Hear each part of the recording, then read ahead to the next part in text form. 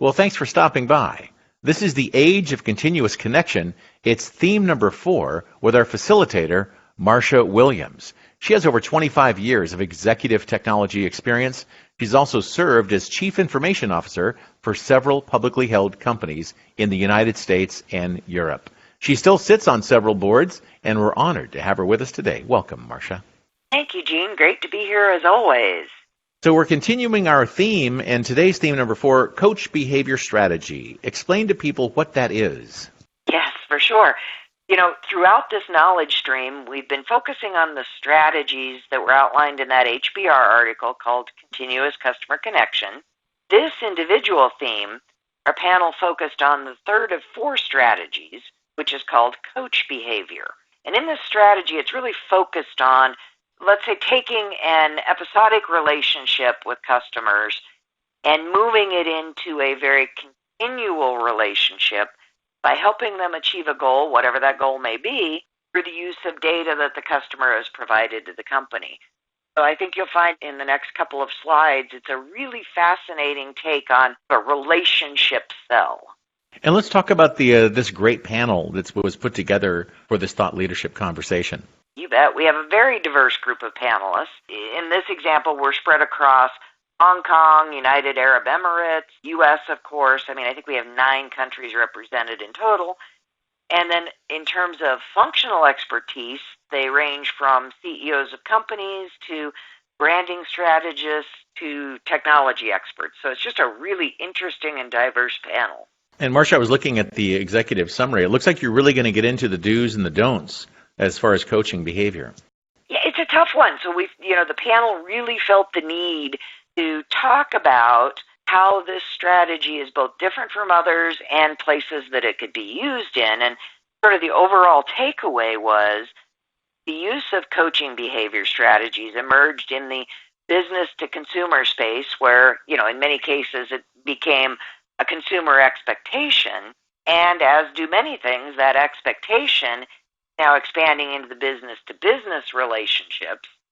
And over the next few minutes, what we're going to take a look at is conclusions around adoption of this strategy, the way it changes the customer relationship, insights in maybe the financial services sector where this could be used very eloquently, and lastly, some cautionary thoughts from our panelists. Well, let's jump right into key point number 1 then. Walk us through this. As our panel looked at the use of coaching behavior, it became clear that the approach has been, as I said before, an expectation in several B2C market segments.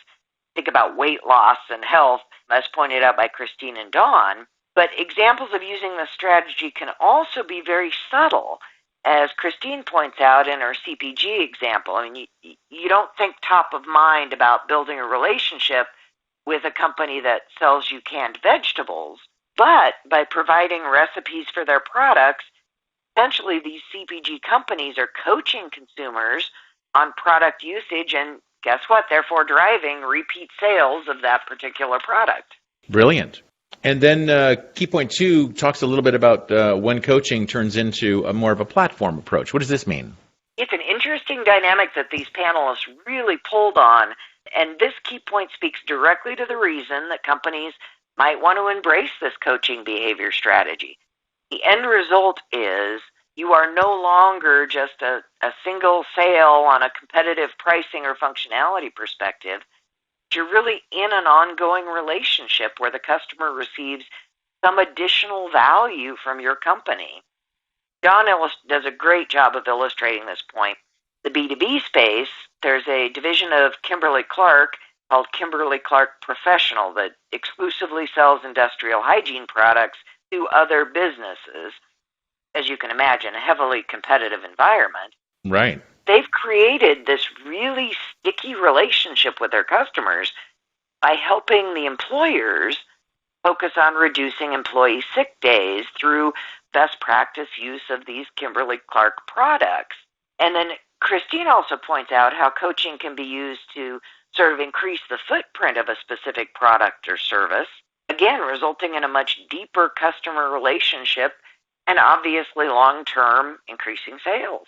And then as you get into key point number 3, how does this relate to the financial sector? How do they take advantage of this, which is obviously something that is working in B2C and apparently in B2B as well, right? Exactly. And it was interesting. The panelists really did hone in on this financial services sector. And from a broad perspective, we're talking, insurance, banking, et cetera.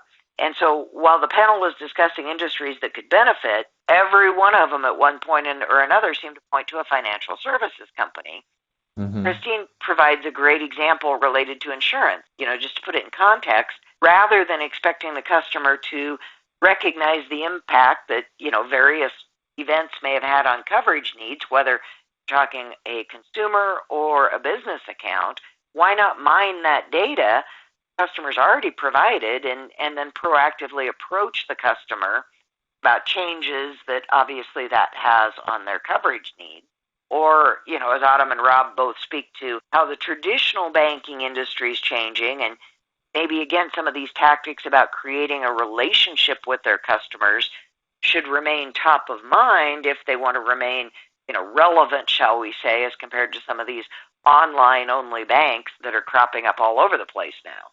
So, Marcia, there's obviously a way for people to do this really well, and there's also a way to do it in a way that is not so great, and the consumer starts to realize they're being sold to. How do you prevent that from happening so that it feels like a positive instead of a negative?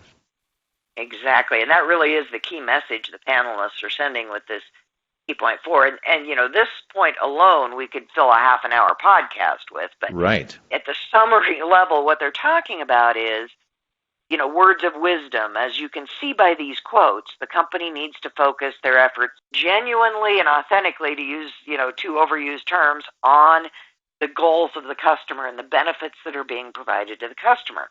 Customers are really quick these days to pick up on, shall we say, sales-related messaging, which then is going to erode every ounce of trust and goodwill that you may have built in that relationship if it's perceived that you are just sending them another sales-related message instead of, as Brian points out, focusing on the customer's needs and supporting what they're trying to accomplish.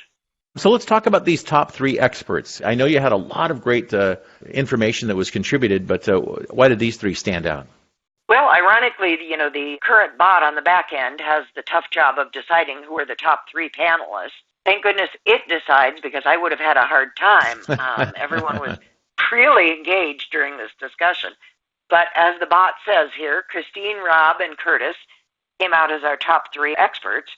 And ironically, all 3 are leaders in their respective industries.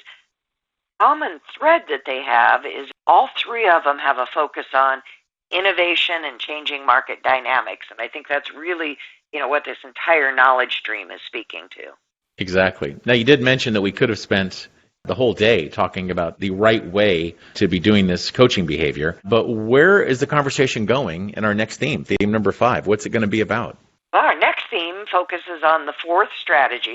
There are 4 strategies outlined, so we'll be on our last strategy, which is called automatic execution.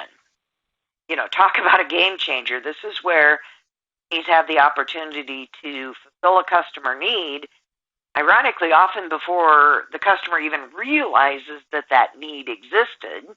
But there's also, this is where this relationship starts to, build a really solid foundation of trust if the company is going to be executing things on behalf of a customer. So that's our next theme, and I think it's going to be a really interesting discussion.